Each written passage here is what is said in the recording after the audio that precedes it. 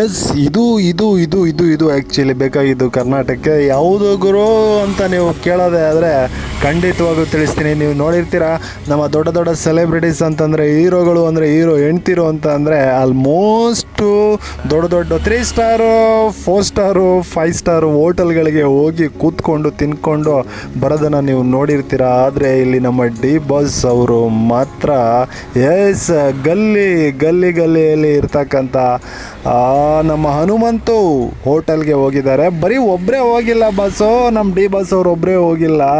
ಯಾಕೆಂದರೆ ಇವಾಗ ಅವರ ಹೆಂಡತಿ ಅಂದರೆ ವಿಜಯಲಕ್ಷ್ಮಿ ಅವರು ಕೂಡ ತುಂಬ ಅಂದರೆ ತುಂಬ ಅನನ್ಯವಾಗಿ ಎಲ್ಲ ಕಡೆ ಓಡಾಡ್ತಾ ಇದ್ದಾರೆ. ಎಸ್, ಅಂದಾಗೆ ಈ ಒಂದು ವಿಡಿಯೋ ಇದೆ, ತೋರಿಸ್ತೀನಿ ನಾನು ನಿಮಗೆ. ಡಿ ಬಾಸ್ ಅವರು ಮತ್ತು ಅವರ ಹೆಂಡತಿ ವಿಜಯಲಕ್ಷ್ಮಿ ಅವರು ಕೂಡ ಈ ಹೋಟೆಲ್ಗೆ ಬಂದು ಊಟವನ್ನು ಮಾಡಿ, ಹನುಮಂತು ಹೋಟೆಲ್ಗೆ ಬಂದು ಊಟವನ್ನು ಮಾಡಿ ಪಾರ್ಸಲು ಕೂಡ ತೆಗೆದುಕೊಂಡು ಹೋಗ್ತಾ ಇದ್ದಾರೆ. ಆ ಒಂದು ವಿಡಿಯೋ ಇದೆ, ಬನ್ನಿ ಇವಾಗ ಆ ಒಂದು ವಿಡಿಯೋನ ನೋಡ್ಕೊಂಡು ಬರೋಣ.